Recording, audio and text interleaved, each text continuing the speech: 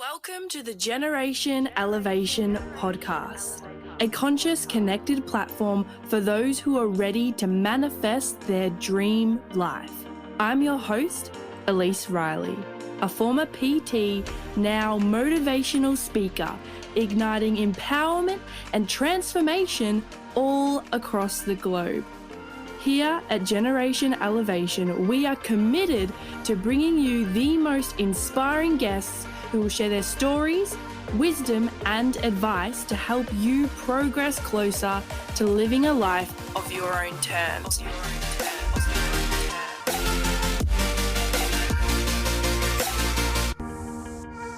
Welcome back to another episode of Generation Elevation. Today, I am super excited to bring you another amazing guest.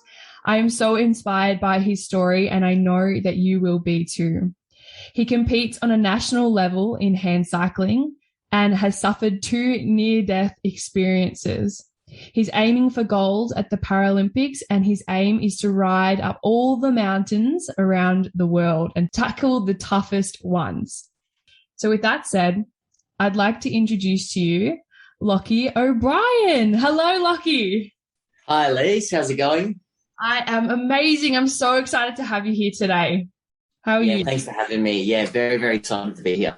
Yeah. So, Lachie, I know that a lot of people listening will not know who you are.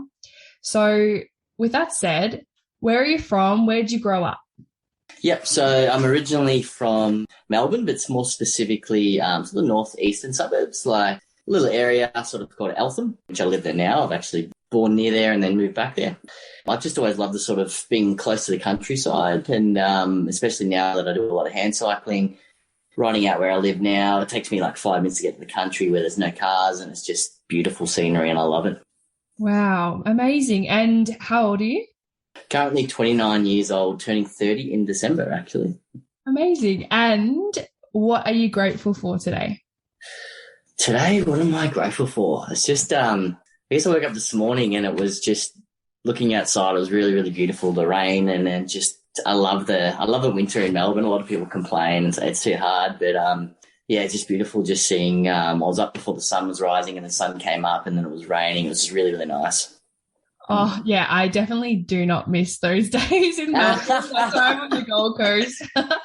What about you? What are you grateful for today? What am I grateful for today? I'm so grateful to be here and talking to you. Been looking forward to this all week, to be honest. And also, it is a really sunny day on the Gold Coast. The sun's out.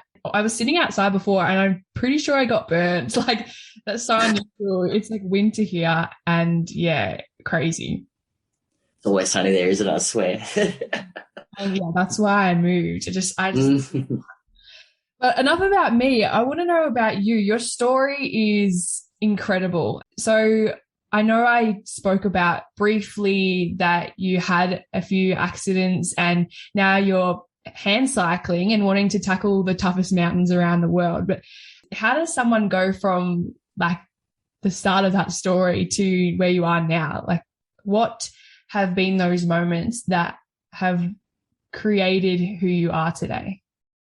Okay, so I'd say start about 12 years ago. So I was rugby mad, rugby obsessed, and I was playing for my school in the firsts when I was in year 11. Luckily won the premiership the year before in year 10. So I was 17 years old, and then I was just training on the Queen's birthday weekend, and then all I did was we're doing this training drill where the person passed me the ball. And for those who don't know rugby, you go into a player, and then if you get tackled down, you go down. Otherwise, you break through and you keep running, and then you maybe pass it off or try and score. So essentially, when I got hit, I went down on a bad angle, and then someone came behind me, fell over the top of me, and then from there, I could feel instantly that I broke my neck. I was paralysed from the chest down, and from there, I'd lost my dream of one day making the World Cup, potentially winning the World Cup in rugby. So after I had that accident, I had to basically learn to accept, first of all, I'm never going to play rugby again, which is foremost important to me. But also, another note, I'm never going to have to walk again. And then everything else that is sort of spinal injury, sort of delivers in terms of bowel issues, bladder issues, and other medical sort of problems, I guess. So yeah, so I had that, and then at school, I remember specifically an incredible head of studies gave a speech, and he said, in life, it's incredibly important to have passions, because passions are what drives you and what keeps you looking forward to life. So after I lost my passion, I had to accept, I'm never going to play rugby again, which is quite upsetting. And then trying to find a new passion. So it took me a fair few years. I looked around. I actively hunted passions. Like I went back and finished school, and I knew I wasn't going to go to university. So I decided, let's have a look around. So let's figure out what I want to do, what I enjoy. When I was young, I enjoyed partying. So I took a year off, had a bit of fun, and then started to look around at things. And then specifically, I remember one day when I was learning to cook, when I moved out with my brother, I was like, man, I really, really enjoy this. I'm loving cooking. So I decided then and there, I'm like, I'm going to do a long course of cooking, just pick a random course. So then when I rolled into the course, the people running the course were like, so why do you want to be a chef? And I was like, I didn't realize this was to be a chef.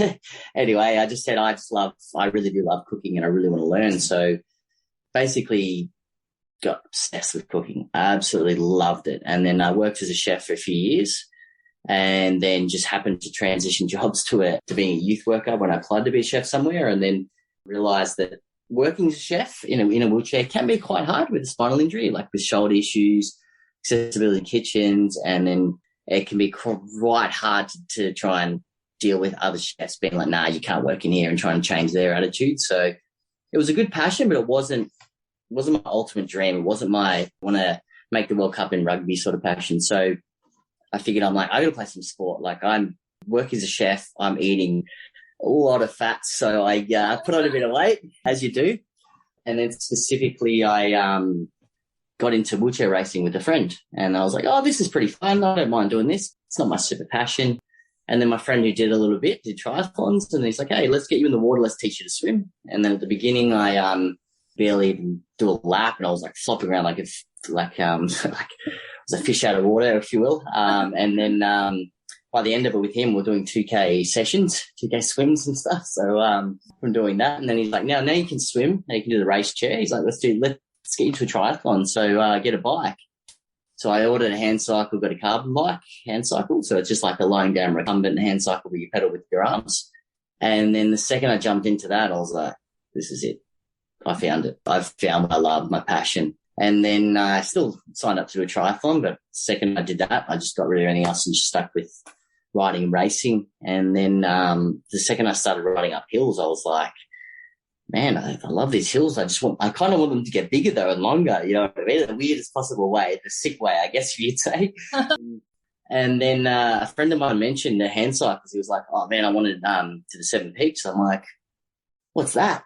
And I looked into it, and I was like, whoa, that's a big challenge. That's unreal. So just to explain for anyone who doesn't know, 7 Peaks is just riding the alpine resorts around Victoria. So all the 7 ski mountains, which consists of Lake Mountain, Mount Buller, Mount Baw, Mount Hotham, Omuir-to-Dinner Plain, Mount Buffalo, and then I'm missing one, Falls Creek.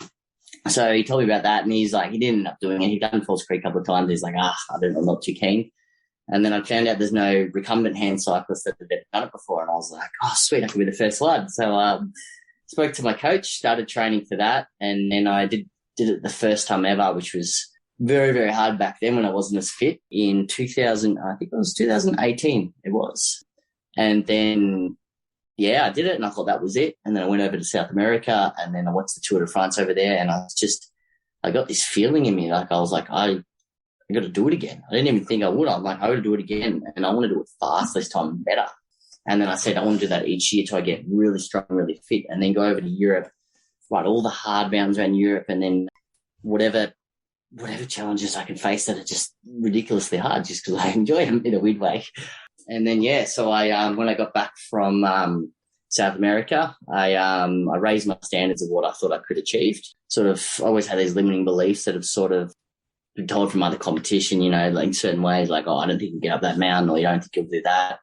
And then because I'm a bit stubborn-minded, I just enjoyed that. I took that as more of a challenge to up my game even more and sort of level up, if you will. And Yeah, I did. And I managed to, when I got back and did the mountains, I managed to take off almost 30 minutes, some mountains an hour almost each one, because I got back from South America where I ate a lot of good food and I weighed about 67 kilos. And I said, that's it. I'm going to get my weight down to whatever's the healthiest, fittest I can get it. And I managed to get it to about 57 kilos. Yeah. But that was a lot of training in a healthy way. And then when you weigh about, when I first did the mountains, I was 65 kilos. So when you weigh about 7 kilos less and you go up mountains, yeah, you save a fair bit of time, especially when you're putting out more power. Yeah, I was going to say, like, you are literally pushing or cycling yourself with your hands up this mountain, right? That's like your whole body. And so, like, what is the training that is involved in that? Basically, when I got back from South America in particular, I said to my coach, that was the goal. I said, I want to do it, but I want to average a certain power. So what happens when a lot of hand cycles or cycles, we have what we call a power meter. It measures literally the torque and the power we put through our pedals. So I said, I want to do it at this power, which can equivalent to speed. I won't get too technical about it, but I said, this is what I want to do. So literally, because I live in quite a hilly area, I have hills that anywhere from 1 kilometre long all the way to about 7 kilometres long. So I literally went out to the 7 kilometre hill and I just rode it 3 times in a row at the intensity I wanted to ride it at, which is about 3 hours of climbing uphill in one day.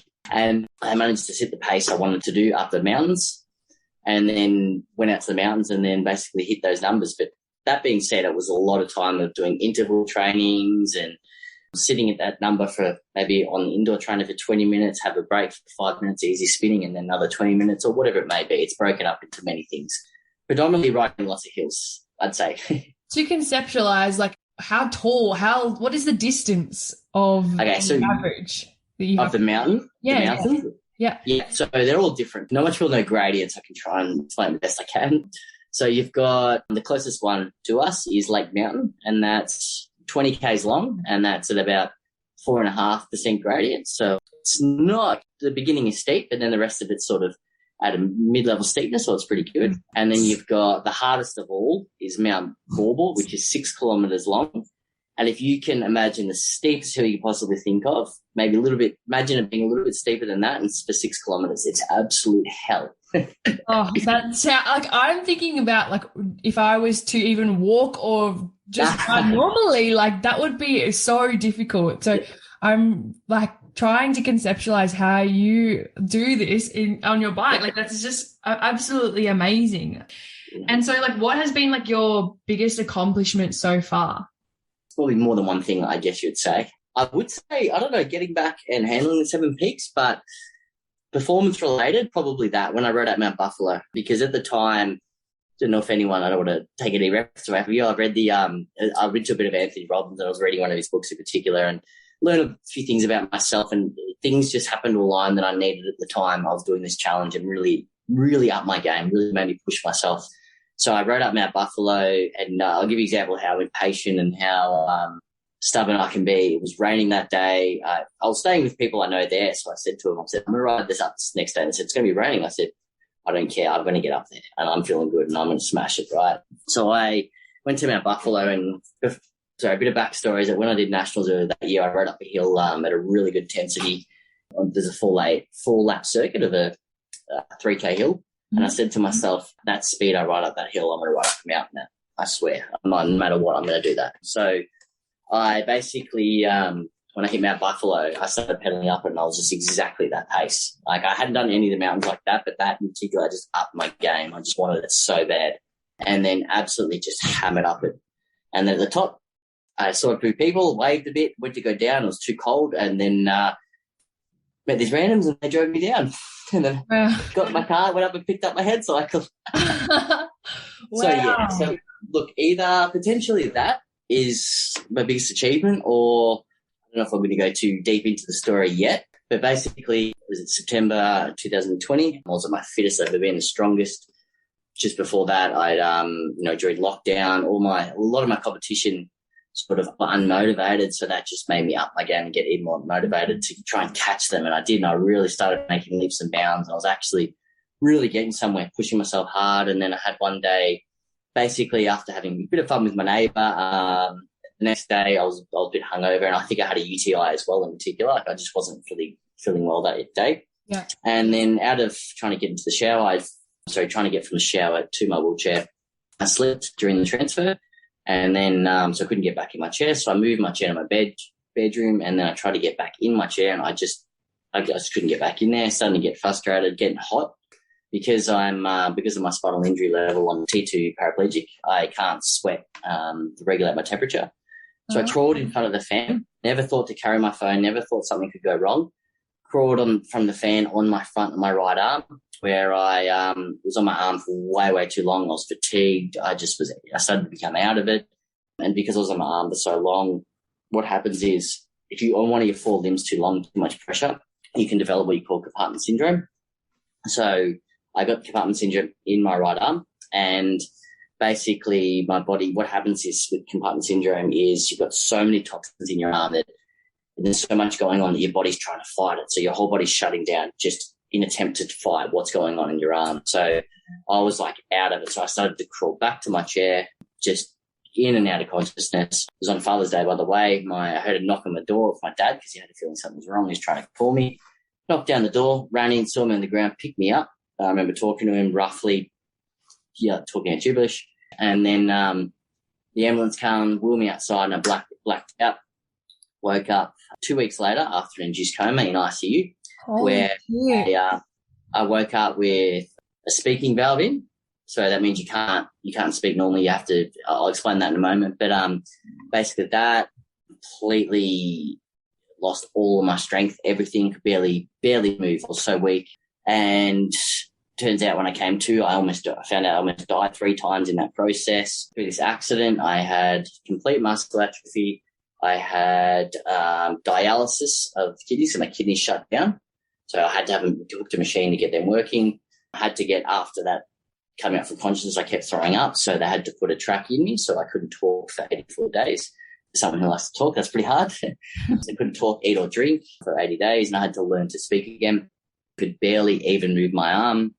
Had a blood clot in my left leg. I'm sure there's some other stuff I forgot, but so I had to come back from that with a big pressure sore as well that was massive. So after leaving ICU, I went to the spinal ward, which I was at 12 years ago, and then they got me to rehab, and then went from rehab from being barely able to move. I had to get hoisted from bed to wheelchair. I couldn't even do it independent like I'm used to. And then after seeing myself in the mirror in the hospital after about 60 days close to, I looked in the mirror and I just went, I literally looked like a Holocaust survivor. Like I was so skinny and I had nothing on my arm.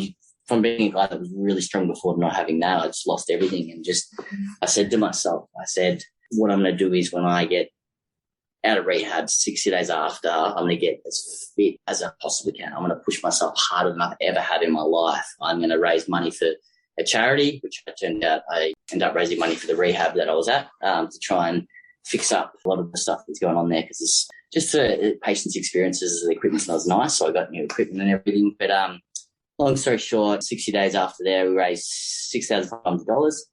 And my secret thing that I didn't tell anyone is I said 60 days after I get a rehab, I'm going to run up a mountain.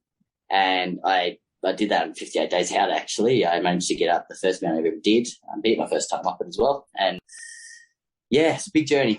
Wow, that is incredible. I'm sure everyone listening is just like, damn. That's literally how I feel right now. Like, that is just absolutely incredible. And that is why I knew I wanted you on here today, Lachie, to share that with us, because like, to get through a time like that, obviously mindset is going to be like huge. And so like, I'm curious, how did you not just give up in that time? Because I know there's so many people listening that if they ever experience anything close to what you had, it'd be that feeling of like, I might as well just give up. Like it feels like it's all these things are happening to you, rather than for you. And so, yeah, I'm really curious, like what has, I guess, kept you going this whole time?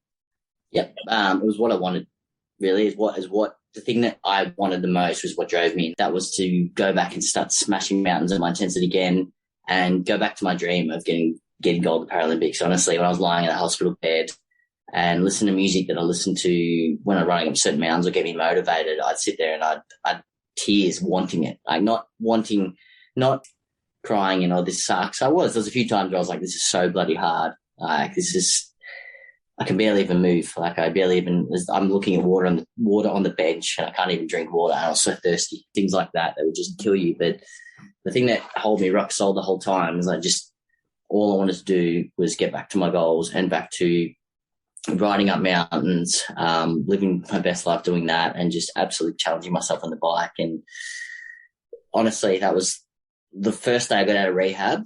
I could barely even independently transfer. I couldn't go to the ground, and there were certain transfers I couldn't do. And the second I got out, I unlocked my door. Mum's coming over, and I said, "Mum, I'm going to jump my hand cycle. I don't know if I'll make it back up, but I'm hoping to get here at a good time. I'm just going to train." So I jumped in my hand cycle, trained, and then managed to get back up that first day. And the second I do that, I'm like, my recovery is going to be quick after this. And then I can share a link if you want, so people understand what it'll look like, the transformation. But 60 days of doing something you absolutely love, not just exercise, but really something you love.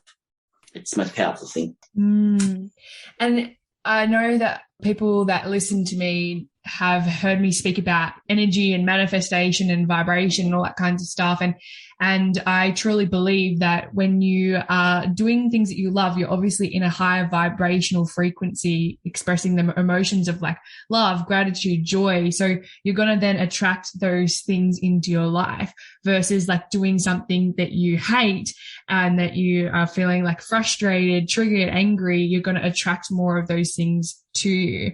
And as you were just saying, like your story then, for me, it was almost like the power of manifestation for you, whereby like you were telling yourself, like, I am going to do this in 60 days. Like, I'm going to recover quicker. And it was almost like affirmations and manifesting what it is that you wanted, but also enjoying the process and the journey along the way. Yeah, 100%.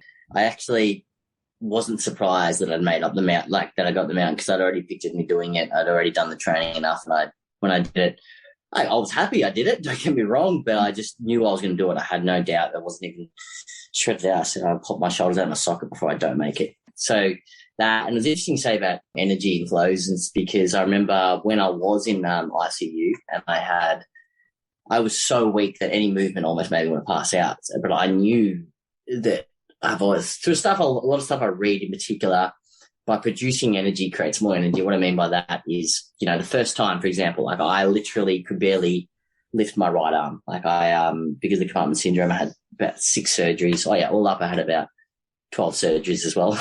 So yeah, I had about 6 surgeries on the right arm. And when I first had to move it, the OTs and the physios were doing therapy with me, and they said, you need to try and move it as much as you can at the beginning to get the best out of your arm for the future. And I just thought about hand cycling, and, if I push hard now, I'll be able to get in the bike. So basically there was a few exercises they gave me that I just wanted to absolutely pass out. And after they'd finished, I'd leave, I'd lie down. And then after the OT left, 5 minutes later, the physio would come and he's like, you ready to go? And I'm like, no, but I'll do it anyway. But I couldn't speak either. So I just went, yep. So by creating that energy at the beginning, it's hard. The first few steps are always hard, but then after that, once you create a good momentum, it's not half as hard. Yeah, it's that snowball effect, Yeah. At the start, it's slow, it's small, but then it collects more snow as it keeps rolling, gets faster and bigger and compounds. You're exactly right. That's it.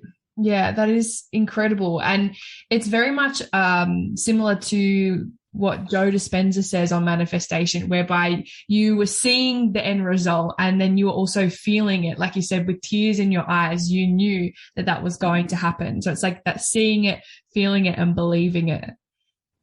Yeah, exactly right. Something I've sort of done for a while now, especially before I had that accident. I would always envision every time before I trained, especially in 2020, I would picture myself, if you listen, I'm going to laugh, I'd picture myself being the national champion up the main Hillary race. And honestly, every time I jumped on the bike, picture that, I could just see myself getting stronger and producing more results, because I'd listen to strong, intense music with like a good emotional intensity when I did that. And just for me, just the desire outweighed any pain that you're putting in. when you're in your ride. So I push myself harder and harder and harder just because the desire was so strong, if that sort of makes sense. Yes, definitely. And I am curious to know, because you mentioned a few times that you've read books along your journey that have helped you with your mindset. So I'm curious to know, like, what have been those books that have really shaped your beliefs and kept you motivated in those times whereby maybe it was feeling a little bit challenging?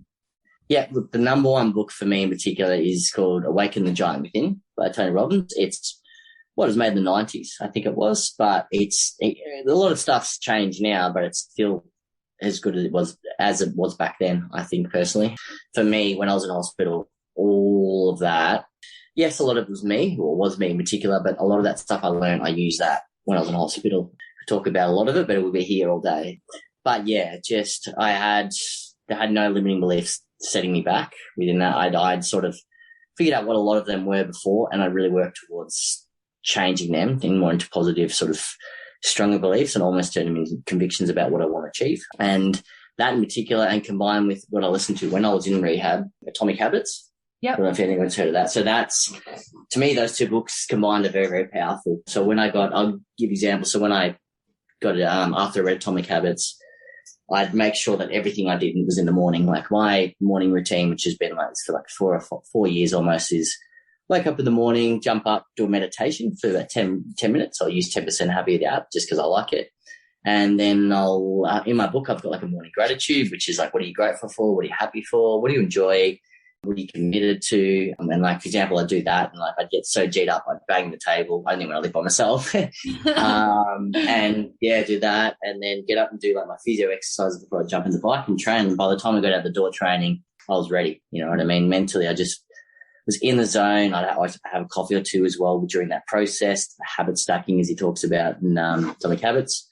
And yeah, like I'd even just wake up and put my Lycra on. So I wouldn't even, years and years ago, sorry to go back to it, I wouldn't just get up and get in my Lycra and train. I'd sort of be like, oh, I don't want to train today, this and that. But nah, after this accident, it was like, bang, clothes on, get out the door. I wouldn't even, it just became natural. Like my day began after I trained. Like I'd be like, okay, now I've got appointments, now I've got this. If people say, what have you been up to today? And I'd say everything apart from training.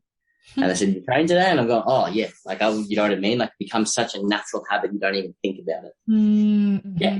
Yes, I love that. And for the listeners that may be struggling with limiting beliefs and they have a goal they want to achieve, however, they have these limiting beliefs getting in the way, what would be your advice for them to change them or move beyond that so that they can keep progressing? Okay, the first thing I would 100% say is that goal, make it as attractive as possible and put strong labeling around it. So, for example, I'm not going to say I want to be a great hand cyclist. I want to say I'm going to be the goddamn best hand cyclist I've ever been, or something. I want to be as fit as I could possibly be, or whatever it may be. Make that sort of goal have strong, attractive language, right? That will drive you.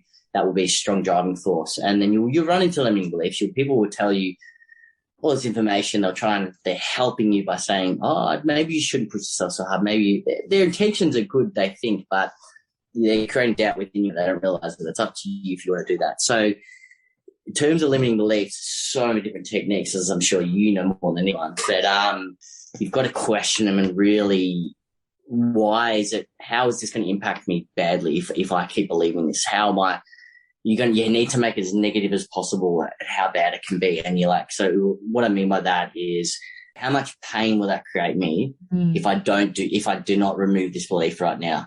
Pain is more driving than actual pleasure, which is a bizarre concept. So you find that once you remove that from the pain, then you need to look straight away at what's pleasurable about creating a new belief. You need to create a new empowering belief about what you think or what you want, sort of thing. So if you're going to be the best hand cyclist and saying your limiting belief may be, I can't do it because I've never ridden a bike more than a year or something like that.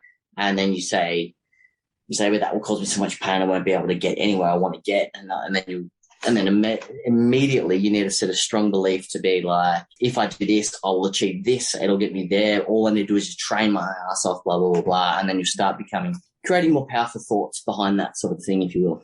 Yeah. So for the listeners who may be wanting to change their body composition, it's like eat healthier and train. If by not taking those actions and staying the same, maybe it can affect like their energy and the way they show up for their kids and their family. And maybe they won't be able to have as much output at work. So then that will affect them financially, like that kind of compounding of the negative habits versus stacking positive habits together. You've got the same question list I have, I reckon. Yeah, how will it affect my family? How will it affect me emotionally? How will it affect me financially? Yeah, exactly right. But then immediately once you remove those disempowering beliefs, I think it's so important to create strong, empowering beliefs. Yes, like what you were saying, like I am going to be the fittest that I've ever been in the next 60 days. Like the affirmations of I am are so powerful. I might throw in another one there. Something that, depending on the person, but I think a lot of people, it really makes a big difference if it's something that's outside of you. And what I mean is, how will this affect all the people, like people I love, you know what I mean? And then if I do achieve this, how will that, you know, I'll be a strong role model for other people who have spinal injuries or other people that I love. And if I have a kid, you know, I'll be a great role model. And then that's where it starts to kick you into gear. You go, oh, wow, I've got to be better than this person for this other person as a role model. So it sort of helps in that regard too. Definitely. It's definitely a great starting point. I love that. And so you obviously have a lot of time when you're cycling up these mountains. So what do you think about, or do you just listen to music? Look, I do listen to music, but yes, a lot of thoughts come into my head.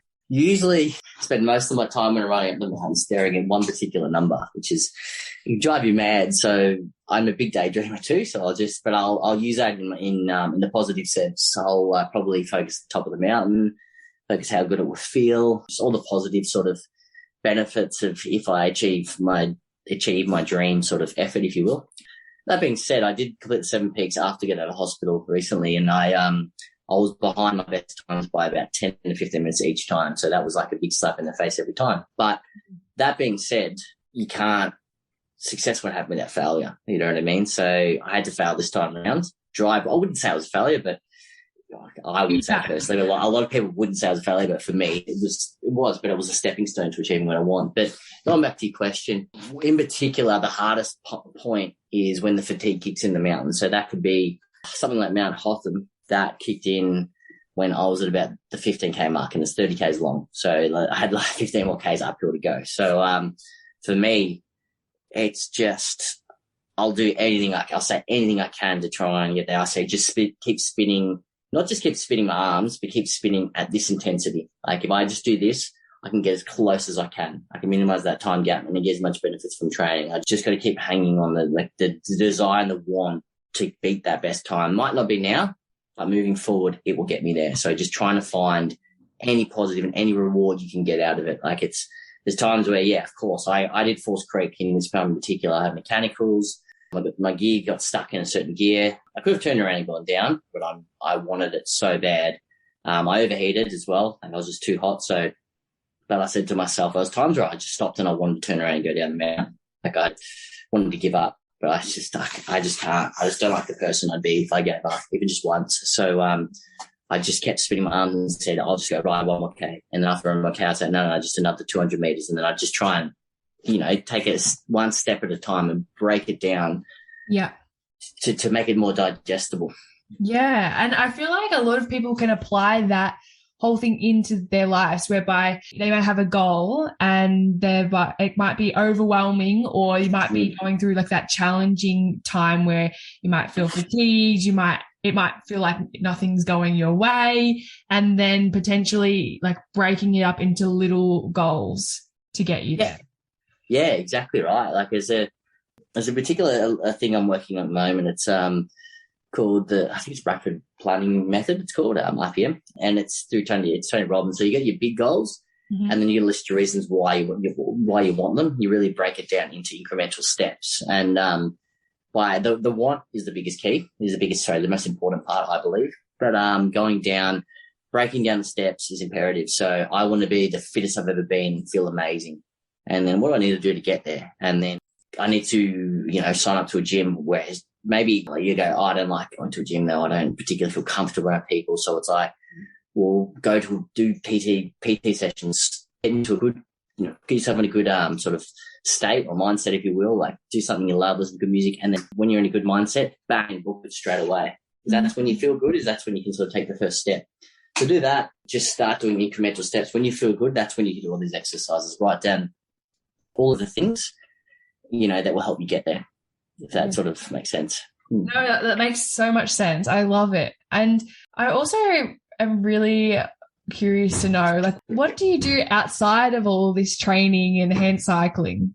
Yeah, of course. So I've had a dream for a few years to sort of become a personal trainer, and I'm still deciding if I want to go further with it, but maybe study exercise science, but with the goal of specifically training people with spinal injuries when they leave rehab. Yeah. Or even when they're just out in the community.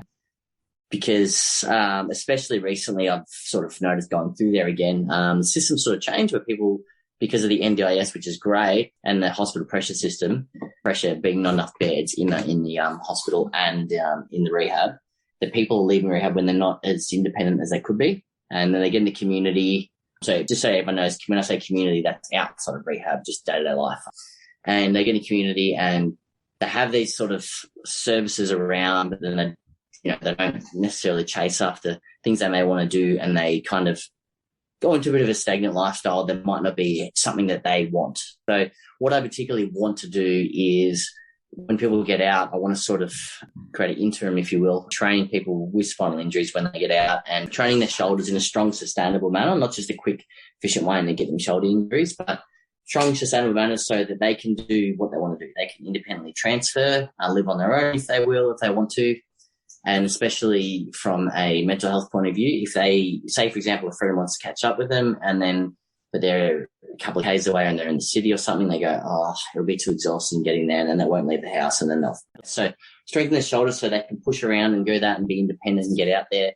But then on another note, I want to create a sort of group environment where we may do group sessions or one-on-one sessions, but particularly do group social sessions as well, where we just go together, have lunches, but then that's where we start talking about potential issues that have arisen after your spinal injury, and then talking to other people with spinal injuries, like-minded people who may have input that may help them and that sort of stuff. So just that sort of social environment. And that's one of my dreams. And I'm sort of almost finished studying personal training, almost qualified. I want to get my ABN as fast as I can, start training, not just spinal injury clients, but everyone's as well, and just work with as many people as I can. And that's sort of my two main goals. But I'm also within 5 years, what I'm hoping to do is go over and live in Spain for about 6 months to a year.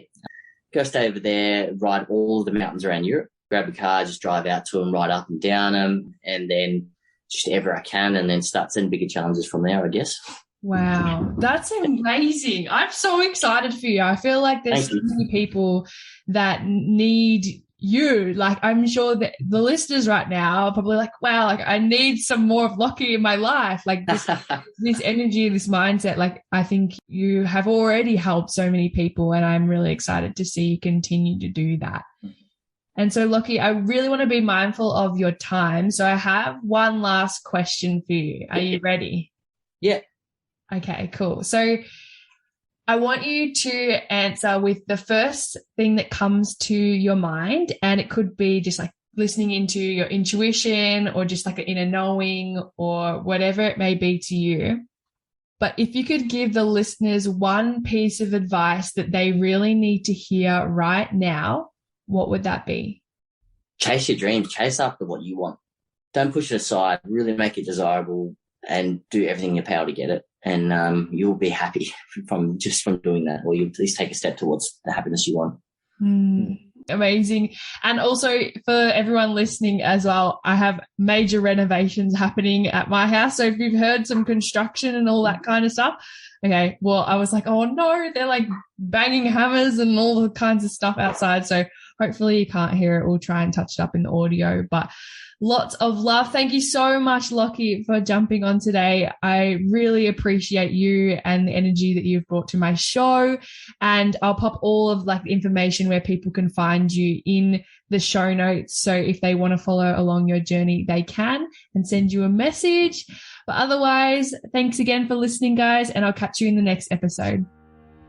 Thank you for being a part of the Generation Elevation community. If you enjoyed today's episode, make sure to leave a 5-star rating, written review, share, and tag me on Instagram at elise.riley.